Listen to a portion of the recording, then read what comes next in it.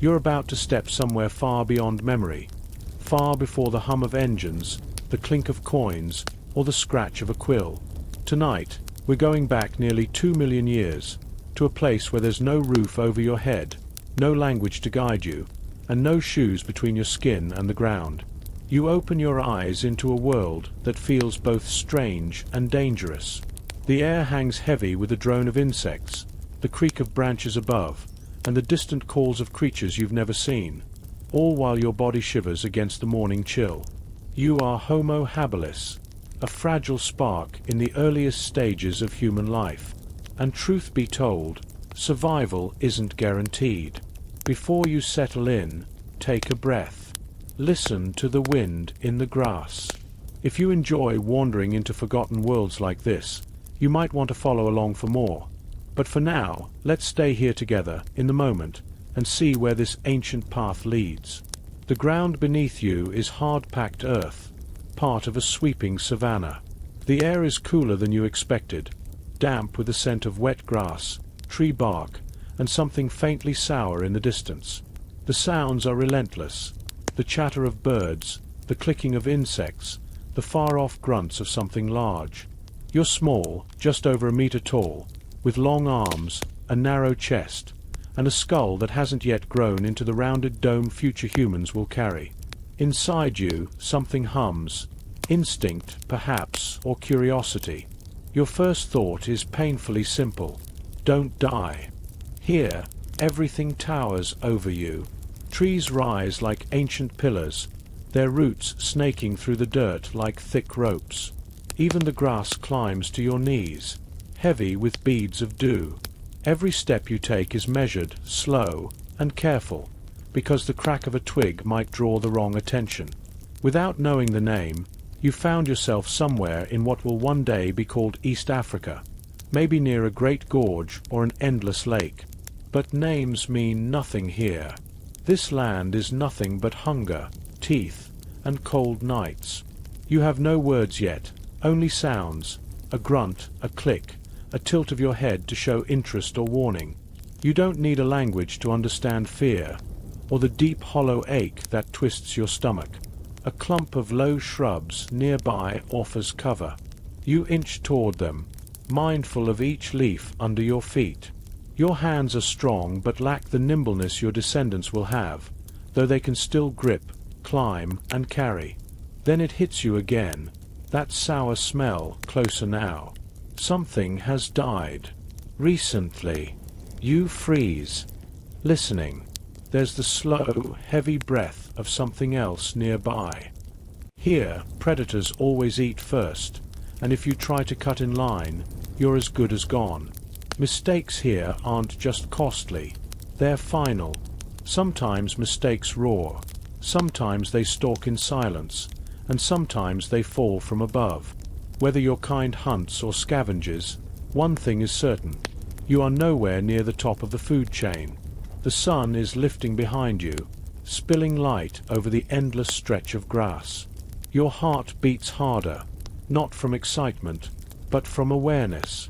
There's no space for daydreams here, no comfort in stillness. Your only goal is to greet the next sunrise alive. And yet, in the middle of all this, something stirs in your mind, a flicker of interest, maybe sparked by the glint of a sharp-edged stone or the faint rustle of another creature moving nearby. You are not alone here. Others are out in this world, watching, waiting, surviving. Do they feel the same, that tight blend of dread and awe? Towering termite mounds dot the grassland like strange monuments. Baboons shriek and chase each other through the branches. Somewhere in the distance, something heavy, maybe a hippo, shifts through the undergrowth. You crouch low behind a rock, pressing your palm into the dusty ground. It's already warm.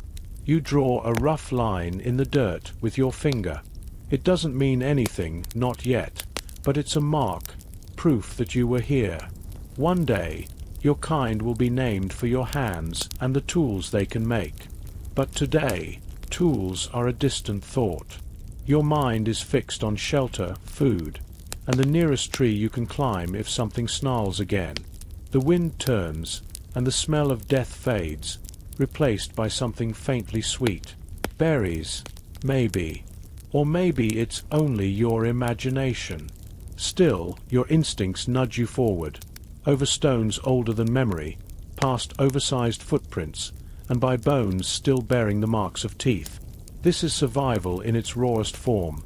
Keep moving, keep quiet, eat when you can. The sun climbs higher, heat pressing against your shoulders. Your mouth feels dry. Above you, the sky stretches blue and endless, offering no comfort at all. You are nothing more than a shadow with a pulse.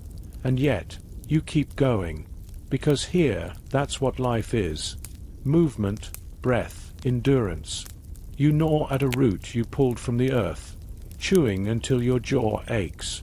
It tastes exactly as you feared, like wood mixed with soil, but hunger doesn't care.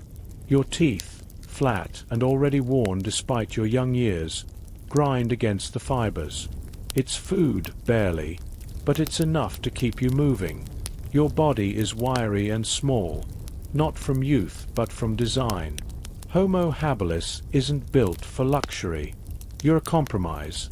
Smaller brains and bodies than the humans yet to come, but sharper minds than those who came before. That cleverness might give you an edge, but it won't stop starvation if food runs out.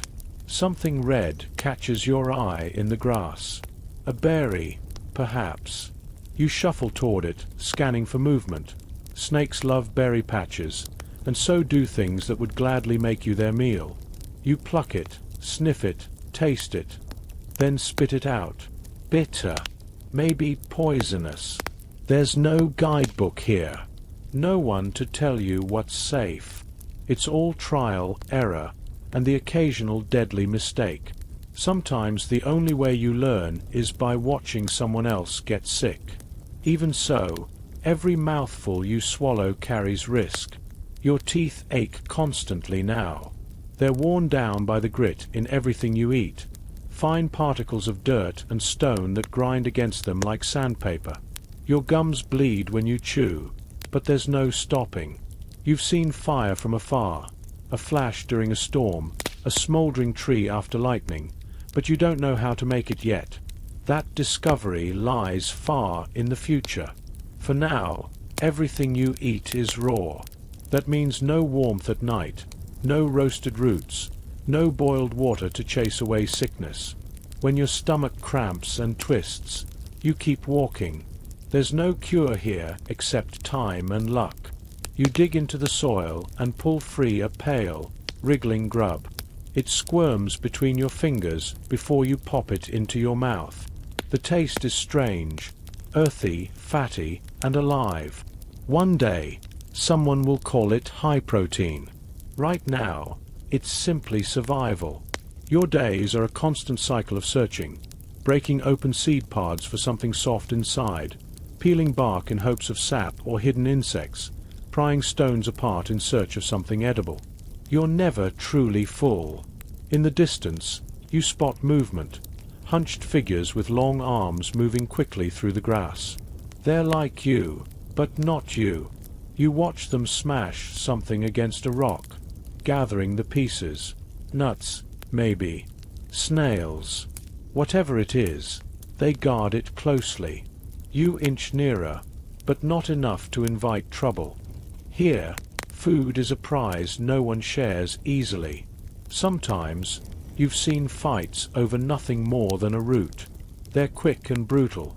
A sudden scream, a heavy blow, and then silence. One less competitor. But not every encounter is violent. Sometimes someone drops part of a meal, and if you're quick enough, you snatch it before it's gone. Half a fruit, a cracked egg, a sliver of meat clinging to bone. Small mercies that keep you alive for another sunrise. The sun is climbing now, and the heat settles on your back like a weight. Sweat burns your eyes, but you keep moving. Food is more than a need. It's the center of every thought. Each step, each glance, each pause is about finding the next mouthful. Far ahead, a tall mound rises from the grass, shaped like a rough castle. A termite nest. You snap a twig from a bush, approach, and poke it into a small hole.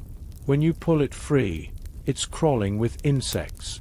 You eat them without hesitation. The taste is nutty, bitter, and alive, but better than nothing. A rustle behind you makes you freeze. Your heart hammers. Maybe it's nothing. Or maybe it's something deciding whether you're worth chasing. You chew slower and listen. Here, there's no such thing as a truly safe meal. The cold arrives without warning. Not the mild chill of a cloudy morning, but the kind that seeps into your bones and stays there. You curl into yourself beneath a thin canopy of leaves, trying to hold onto your own heat. There is no fire to huddle beside, no fur to wrap around you, just the sharp bite of air pressing into your skin. You've stumbled into the edge of an ice age, though you wouldn't know to call it that. The climate shifts here like a restless animal, one decade lush and wet, the next brittle and frozen. Even near the equator, nights can turn cruel. Your hair is patchy, too thin to keep the cold out. You tuck your hands into your armpits, shivering as the wind slides between the branches. Sleeping in a tree is safer than the ground, but not by much. Branches sway, birds scatter. Sometimes other things climb. Hunger joins the cold, and together they gnaw at you. You wonder what it would be like to feel truly warm, to have steady heat, soft ground, something more than bare survival. But comfort here is a fantasy. When daylight comes, you climb down stiffly, feet numb. The air smells cleaner, emptier. Patches of grass are brittle, shrubs sag in defeat, and the trails of animals all lead away from this valley. Even the riverbed has changed. What was once a moving stream is now cracked mud. You kneel, find a damp patch, and suck moisture from it as if it were treasure. Snow appears in tiny flakes clinging to the grass. It's beautiful, but you know beauty is dangerous here. Snow means fewer roots to dig, fewer insects to find, fewer animals to scavenge from. You scrape cold moss from a rock and chew it. The taste is bitter, the texture slimy, but it's something. When food is this scarce, even things you once avoided become options. There are whispers of others eating what they'd normally bury. A desperate, humiliating choice, but death doesn't care about dignity. The air smells too clean now. No rot, no bloom, no life. And then you see them, wide hoofprints pressed into the earth, fresh enough to hold shape. You follow, heart pounding not with fear, but with a glimmer of hope. Cresting a rise, you spot a small herd of massive herbivores huddled against a rock face. Their breath clouds the air. You crouch behind stone, not to attack. You aren't built for that, but to watch, to learn. Perhaps something else will bring one down, and you'll be there to take what's left. A low, rolling growl drifts on the wind. At first it's far away, then closer, then gone again. Every muscle in your body tightens. That's not wind. That belongs to something with claws and patience. The earth bears the proof. A paw print as wide as your head, fresh enough that the soil is still warm. Saber-toothed cat. Its presence changes everything. You slip into the undergrowth, the air thick with the smell of wet bark and predator musk. You crouch low, holding still. Here, stillness can be the difference between breathing and not. The shadows shift, and only when they move far from you do you dare to uncoil and slip down a shallow creek bed, eyes darting to every rock, every bush. You've seen what happens when something fast and silent chooses its moment. There is rarely a scream, only a thud, a rustle, and then absence. Passing a scatter of bones, you notice the marks, teeth first, then the scars of a sharp edge. This one was taken by a predator, but not before one of your kind scraped marrow from it. You wedge a stone flake into the bone, twist. The crack echoes. Too loud. You freeze, rustling in the brush. You abandon the bone and scramble up a tree, gripping bark with cold, aching fingers. It emerges into the clearing, golden eyes, striped fur, muscle coiled like wire. It lowers its head to the bone you left and begins licking the marrow. You stay still as stone. This is its world. You're only passing through.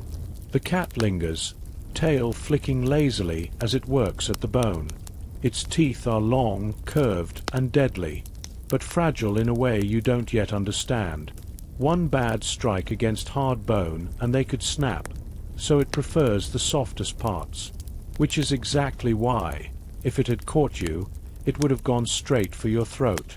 You wait, every muscle aching from holding still. When the predator finally melts back into the tall grass, you remain in the tree, just in case. The branches creak under your weight, but from up here you can see farther, plan an escape, maybe even close your eyes for a moment. But the cat isn't your only threat. Hyenas roam here too. Big, heavy-jawed creatures that could crush your skull with a single bite. They don't usually hunt you outright, but if you're injured or slow, they will follow and they will finish the job. Unlike cats, they laugh when they do it. You remember one night when their voices circled your tree, a chorus of cackles that seemed to draw closer and closer. They never climbed, but they didn't leave either. You gripped the branch until your palms ached, waiting for daylight to make them lose interest. The water is no safer. Beneath the still surface of rivers and pools, massive crocodiles lie in wait, perfectly still until the moment you lean in to drink. Then, a splash, a thrash, and nothing but silence. You've learned to avoid riverbanks unless there's no other choice. So you move through the world like a shadow. You drink from leaves when you can, climb trees when you sleep, and keep one foot braced even when you rest. Everything here that is bigger, faster, or stronger is hungry, and to them you're simply an option. Hunger is your constant companion. You never wake feeling satisfied, only wondering what you might eat that won't kill you. You climb down from your sleeping branch each morning with stiff joints and sore muscles, scanning for berries, roots, or insects. Some days you find nothing. You aren't a hunter in the way others are. You don't have the claws, speed, or strength to take down large prey. What you do have is patience, sharp stones, and a willingness to risk approaching something much larger than you if it means scraping a meal from what's left. You've learned to read the land, the direction of vulture flights, the smell of blood on the wind, the patterns of predator trails. You follow the signs, not to challenge them, but to arrive after they've eaten their fill. And sometimes, luck is on your side. Today, that luck smells sharp and metallic. You find a carcass, large, still warm, its side torn open. No predator in sight. Not yet. You kneel quickly, a chipped stone in hand, and slice at the meat. The skin resists, but you manage to tear away a strip. It's warm, bloody, and tough, but you eat fast, chewing without tasting, eyes on the horizon. The moment shifts, a sound behind you. Soft, padded steps. Hyenas. A small group slips through the grass, eyes fixed on you. You stand, hiss, wave your arms. They growl low in their throats. You snarl back, though your hands tremble. You're not trying to win. You're just buying enough time to back away with your prize. When they finally claim the carcass, you turn and run. The strip of meat in your hand might be all you have for the next 2 days. And for now, that's a victory. You chew the meat slowly now, no longer in danger, but still alert. The fibers wedge between your teeth, and you know you'll have to pick them out later with a stick or risk infection. One bad tooth here can be a death sentence, pain that keeps you from chewing, sickness that spreads through your jaw, and no cure beyond enduring it until it kills you. The sun climbs higher, shortening the shadows. You retreat to a familiar tree, climbing into its branches until you find a sturdy spot to lie belly down along a limb. It's not sleep, not really, just rest, the kind where one ear stays open to the world. Then you hear them, voices, low and uneven. Not animals, but not exactly like you either. Shapes move through the underbrush, 4 or 5 figures, long-armed and quick. They carry things. One has a bundle of bones, another a rock worn smooth from use. You crouch, clutching the remains of a root like a weapon, though you know it wouldn't do much. Being near others of your kind is not always safer. Food can be shared, but so can danger, and sometimes you are the danger to each other. They pass, but curiosity hooks into you. You follow at a distance, silent and low. Their path winds toward a rocky ridge. One, taller than the rest, thick-jawed, seems to lead. The others glance often at the horizon, scanning for the same things you do. Opportunity or threat. You trail them like a shadow. If they find food, maybe you can slip in. If they spot danger, you can learn from their reaction. This is how groups work here. Loose, temporary, cautious. You might forage in the same area, sleep within sight of each other, even exchange sounds that mean I see you. I won't harm you, for now. When they stop in a clearing, one drops a rock to the ground and begins pounding it with another until sharp flakes chip away. Tool making, clumsy but effective. You watch from behind a boulder, fascinated. That stone could slice meat, scrape bark, or dig into stubborn soil. One of them spots you. You freeze. For a long moment, no one moves. Then, slowly, one with a limp tilts their chin in a gesture you can't quite read. Invitation. Warning. You step forward anyway, hands open, the root dropped at your feet like an offering. The tall one snorts but doesn't approach. The limping one studies you, then returns to shaping their tool. You sit at the edge of their circle, close enough to be acknowledged, far enough not to threaten. Later, someone tosses you a piece of bark crawling with beetles. A gift, or a test. You eat it quickly. Your hands stay visible. Your movements slow. These are the rules. Don't threaten, don't take without asking, and don't stare too long at anything someone else is eating. But the piece is thin. 2 of them begin fighting over a pile of roots. A sharp screech, a shove, and then a stone comes down hard. One crumples, silent. The others barely glance. Here, life is taken quickly and without ceremony. You watch the injured one stir, blood streaking their hair, and you know they might live or not. Either way, no one helps. The sun begins to set, and you slip away into the trees. Sometimes, survival means leaving warmth behind and returning to the solitude you trust. The sky bleeds into shades of gold and deepening blue as you put distance between yourself and the group. The air cools quickly, pressing against your skin with the promise of another long night. You search for a place to rest, somewhere high, somewhere hidden, somewhere the darkness won't find you first. A tall fig tree catches your eye. Its trunk is thick, scarred by claw marks both old and fresh. You hesitate, but the branches are strong, and the fruit, though sparse, hangs heavy and sweet-smelling. You climb, muscles straining, until you find a cradle of limbs near the top. The first bite is bliss. Soft flesh bursts between your teeth, sweet juice cutting through the lingering taste of blood and bark. You eat until your stomach stops aching, leaving a few pieces for morning. You've learned that sometimes the night is longer than you expect. Below, the sounds of the savannah change. Daytime voices, birds, insects, the distant calls of grazing animals, fade into the chorus of night. Frogs croak in low, steady rhythms. Owls call, their voices floating like cold mist.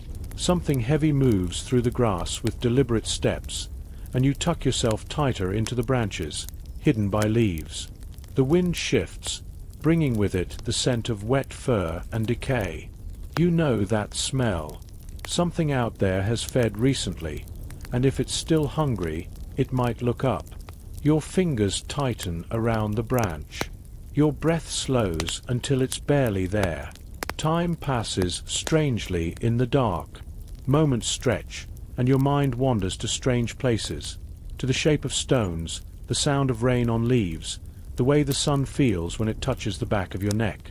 You think of nothing in particular and everything at once. Sleep comes in fits, broken by the rustle of leaves, the snap of twigs far below. Sometimes your eyes open to find the stars wheeling above you, and you wonder if they've always been there or if they follow you. When light finally touches the horizon, you climb down slowly, legs stiff from gripping the branches. The ground is damp from dew, and the air smells cleaner, as if the world has been rinsed in silver. You move toward a shallow stream you know, careful to keep to the shadows. The water is low, trickling over smooth stones, but it's enough. You kneel, cup your hands, and drink deeply. It's cold enough to sting your teeth, but it clears the fog from your mind. Something flashes at the edge of your vision. Movement upstream. You freeze, droplets falling from your hands. A small antelope, no more than a juvenile, steps cautiously into the water to drink. Its ears twitch, scanning.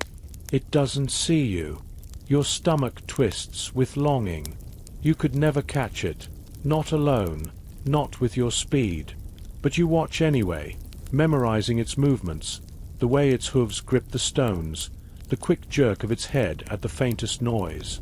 Then, in a blur, it's gone, a streak of muscle and panic as a shadow explodes from the grass. The predator hits with a force that shakes the ground. There's no time for the antelope to cry out. Blood colors the water, and you step back, heart hammering. The cat drags its kill into the undergrowth. You wait. Long after the rustling fades, you wait still. Because in this world, patience can turn another's victory into your survival.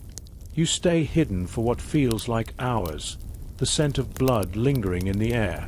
Flies arrive first, their droning hum carried on the breeze. The water downstream grows clouded, thin ribbons of red drifting past your feet. You kneel, watching the current carry it away, thinking only of the meat that now lies in the shadows. Caution pulls at you, but hunger pulls harder. You begin to circle the kill site, keeping to cover, testing the air for the musk of the predator. Every step is slow, deliberate. A snapped twig here could mean the end of you. When you find the carcass, it's been half-eaten. The ribs gape open, the belly torn. Steam still rises from the wound in the cool morning air. You crouch, eyes darting to the grass around you. No movement, no sound but the buzz of insects and the pulse in your ears. You tear at what's left, scraps clinging to bone, stringy and tough but rich with the taste of life. Your chipped stone helps, its sharp edge slipping through sinew. You eat quickly, swallowing more than you chew, forcing it down before the owner returns. A vulture lands nearby, wings beating the air into a frenzy. Another follows, then another, until the trees seem to shiver under their weight.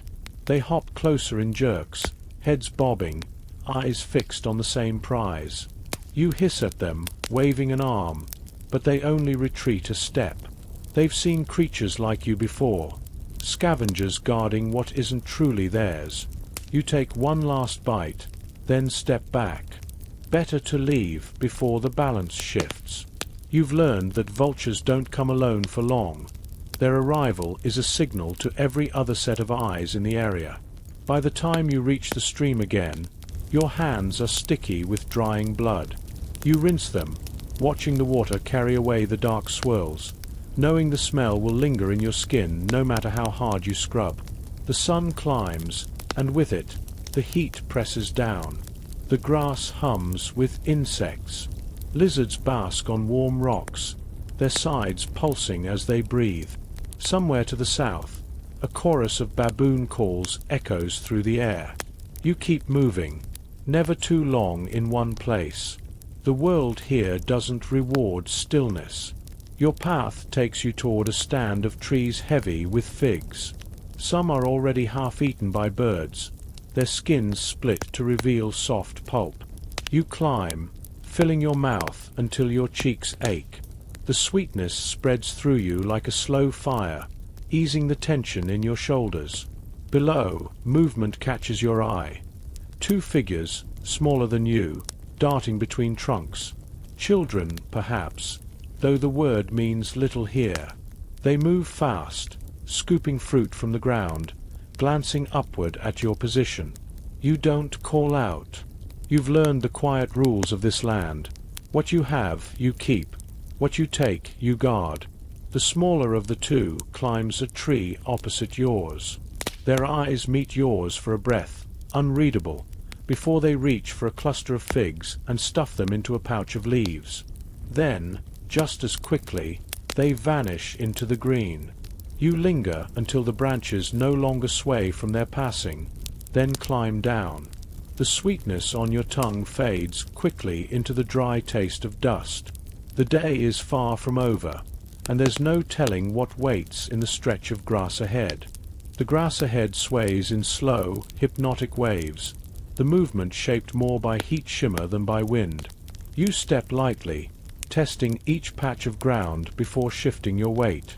Beneath the green, the soil is cracked and dry, a reminder that water here can vanish for weeks without warning.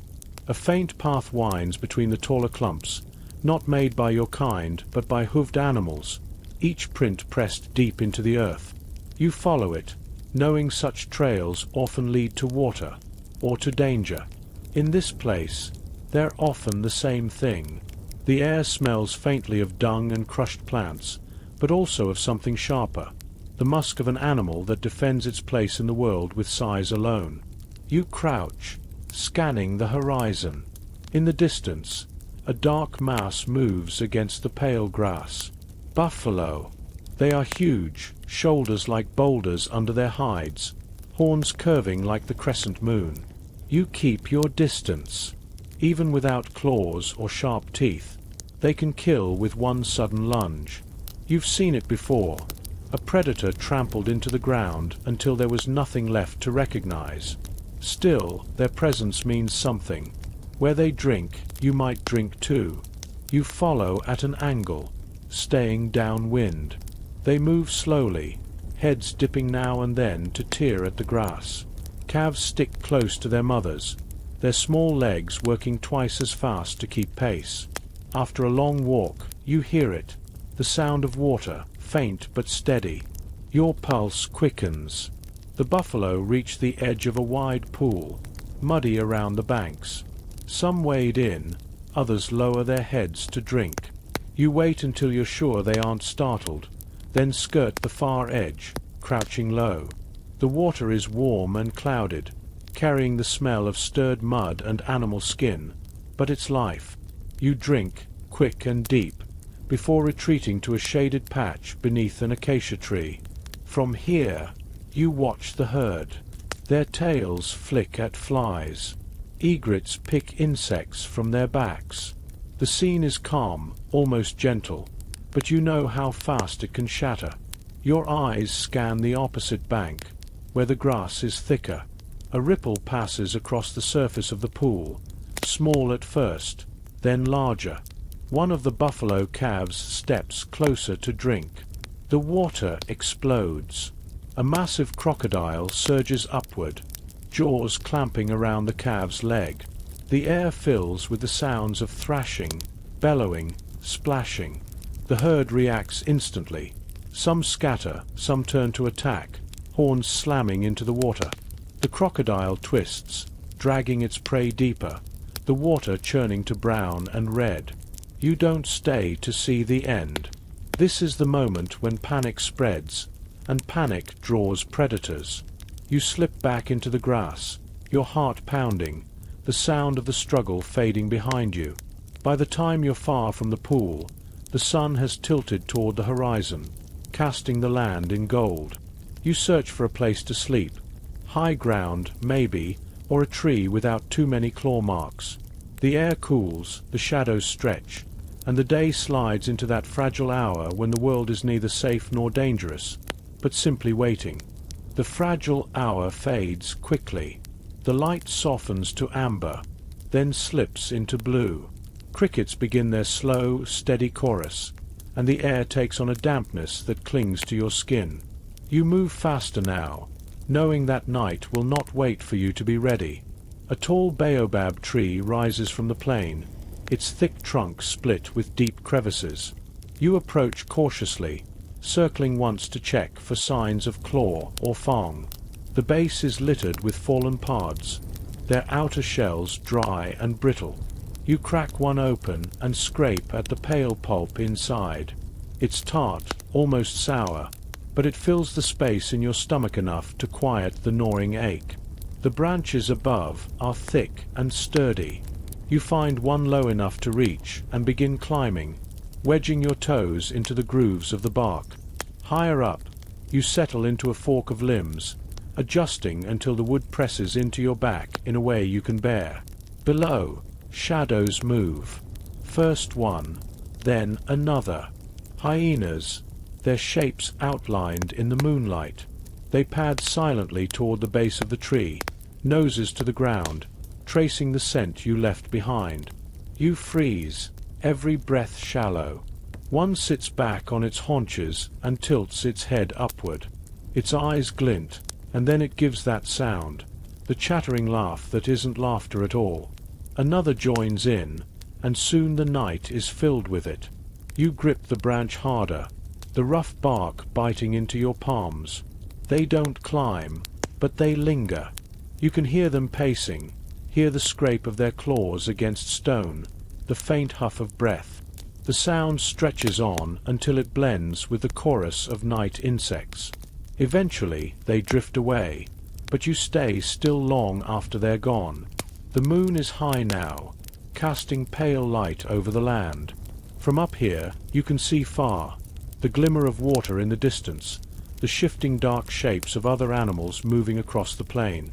You listen to the layers of sound, the low grunt of something large and slow, the thin cries of night birds, the occasional distant roar that reminds you you're never alone. Sleep comes in shallow pools, interrupted by dreams that feel more like memories, flashes of running through tall grass, of gripping a stone, of warm blood on your tongue. Each time you wake, you listen before moving, letting the world tell you whether it's safe. When the horizon begins to pale, you climb down. The ground smells fresh, washed by dew. Your muscles are stiff, but the cool air pushes you forward. You head toward the faint sound of moving water you noticed in the night. The stream is narrow, lined with reeds and low shrubs. You kneel to drink, the water cold enough to make your teeth ache. In the mud at the edge, you spot fresh tracks, small, cloven hooves, likely from something quick and alert. You crouch, studying the path they take into the grass. For a moment, you consider following, but the air carries another scent, faint, metallic, and all too familiar. Blood. You turn toward it, curiosity and hunger pulling you down a different trail. The scent grows stronger as you push through the grass, each step careful, each ear tuned for the snap of a twig or the rush of wings. Blood in the air can mean fortune, but it can also mean something still guarding its claim. You slow near a patch of low acacias, their twisted branches heavy with long thorns. Beneath them lies the source, a carcass, small enough to be dragged here by a predator. The hide is torn, the ribs clean in places, but there's still meat clinging to the legs. You scan the ground around it. No fresh tracks. No shadow moving in the grass. Even the flies seem slow. They're buzzing low and lazy in the morning air. You drop to a crouch and pull your stone from its pouch, working at the flesh with quick, practiced strokes. The meat is cold now, its surface stiff, but it's food. You tear away strips and chew while you work, swallowing before the taste can turn bitter in your mouth. A sound stops you mid-bite, not the heavy step of a cat or the chattering of hyenas, but something lighter, quicker. You glance up to see a bird, tall as your waist, its legs like spears and its beak curved and sharp. It eyes you from a short distance, head tilting, feathers shifting in the breeze. You know this kind, fast runners, dangerous if cornered. They eat almost anything, and you are small enough to be considered a risk worth taking. You step back, meat still in hand, keeping your eyes on it. After a long moment, it lunges, not at you, but at the carcass. That's your cue to leave.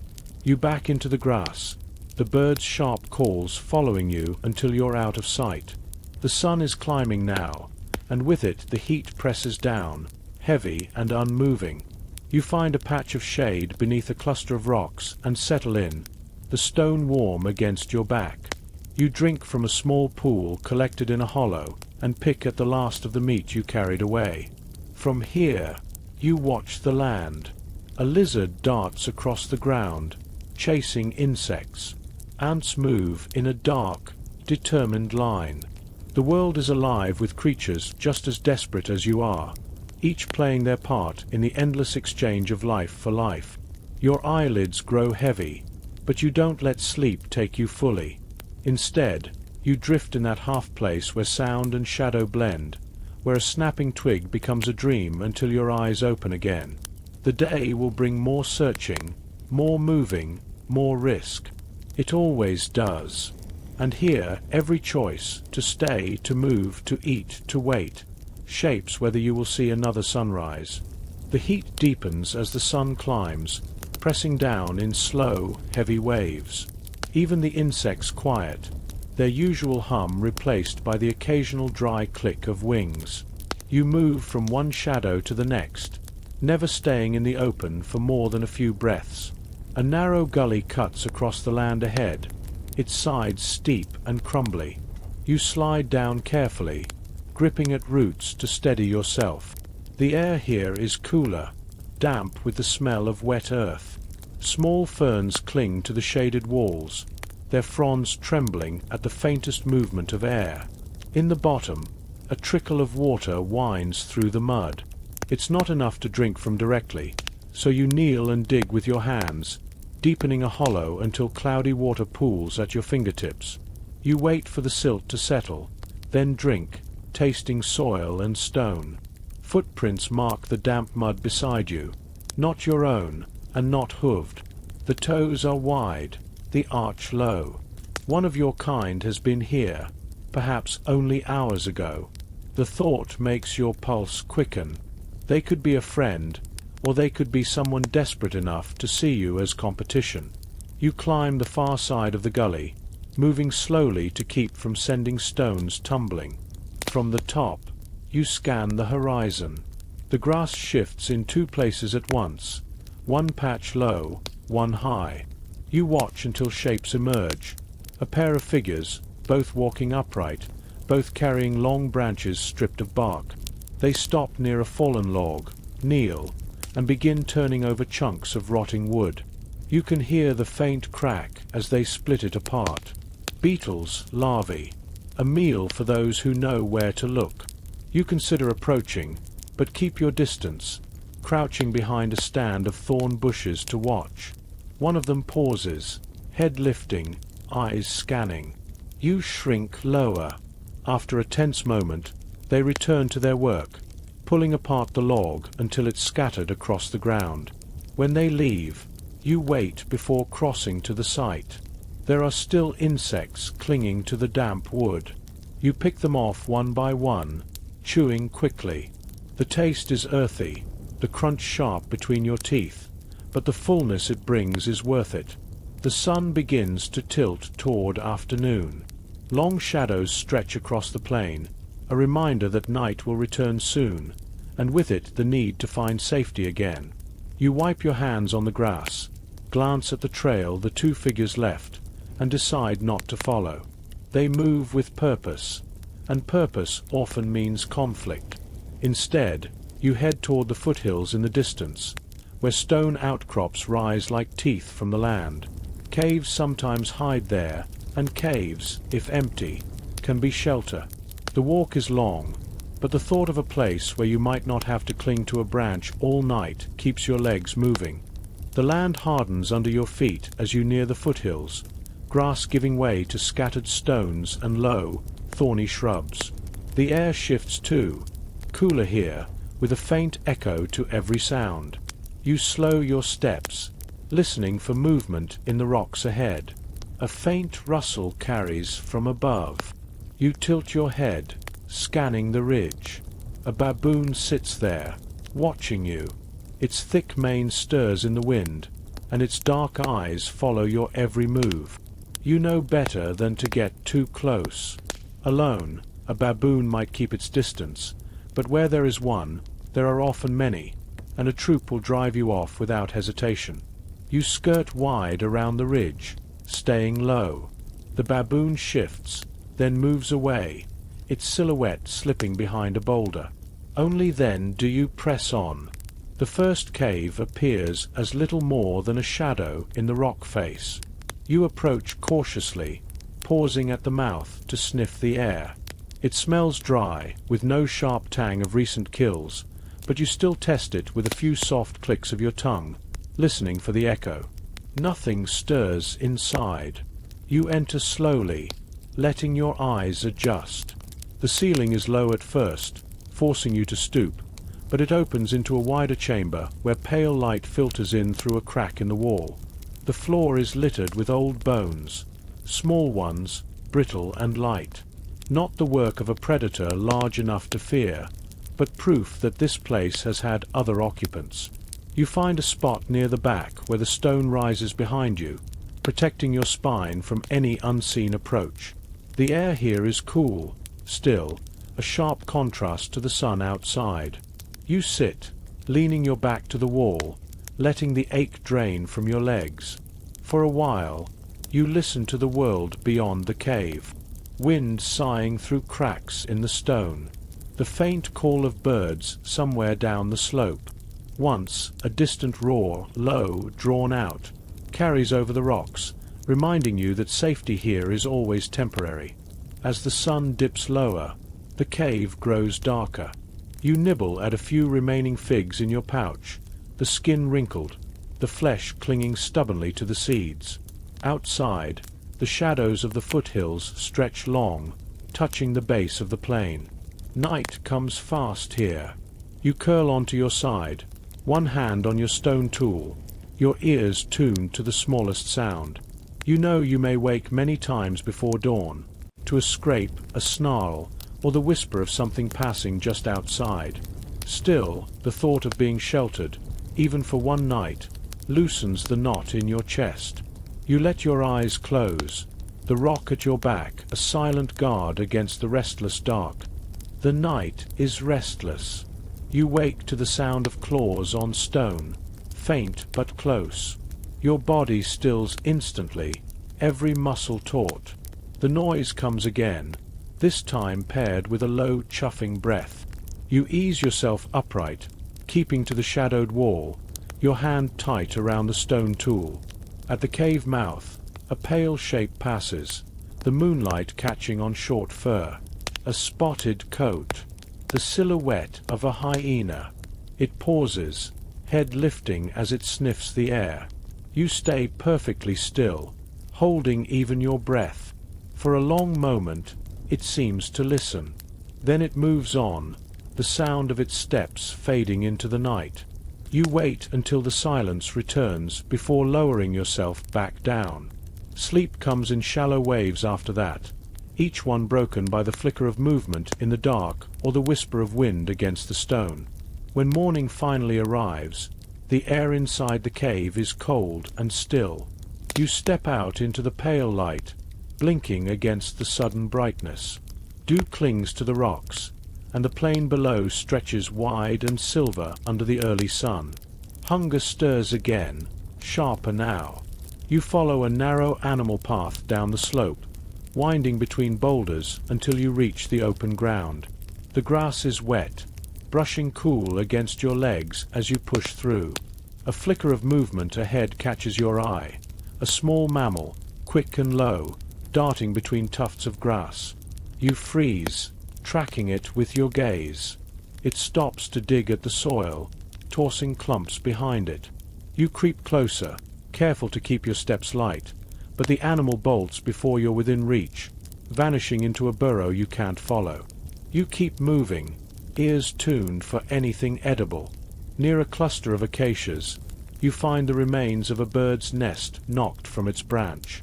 The eggs are cracked, the contents already taken, but a few shards still hold congealed traces of yolk. You scrape them clean, the taste faint but enough to push you forward. By midday, the heat builds again, pressing down from above. You find a shallow hollow beneath a rock overhang, shaded and cool. Here you pause, sipping from a puddle collected in a groove in the stone. The water is stale, tinged with grit, but it soothes your throat. From this vantage, you see movement in the distance. Not animals, but upright figures, 3 of them, walking along the base of the foothills. They carry bundles over their shoulders and stop often to search the ground. You watch for a while, debating. To approach might mean food, or it might mean a fight. In this world, the line between the two is always thin. You stay hidden in the shade, eyes following the 3 figures as they move along the ridge. Their voices drift faintly through the warm air, low, rhythmic, almost like the murmur of water over stone. You can't make out the words, but the sound feels measured, deliberate. They stop near a cluster of rocks, crouching to work at something on the ground. One lifts an object, long and pale, and you realize it's a bone, stripped clean. They pass it between them, tapping at its hollow length with stones, as if listening for something inside. Your stomach knots. Where bones are, there was once flesh. The scent of the air shifts, faint but sharp, and you recognize the dry, metallic trace of old blood. One of them straightens suddenly, head turning in your direction. You pull back into the shadows, lowering yourself until the rock hides you completely. Footsteps crunch on the gravel, slow and searching. You press your back against the stone, breath shallow. After a long pause, the steps retreat.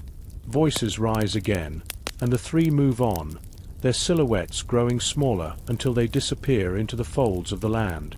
You wait before emerging, scanning every line of the horizon. The rocks where they stopped are scattered with fragments, not just of bone, but of cracked shells and broken wood.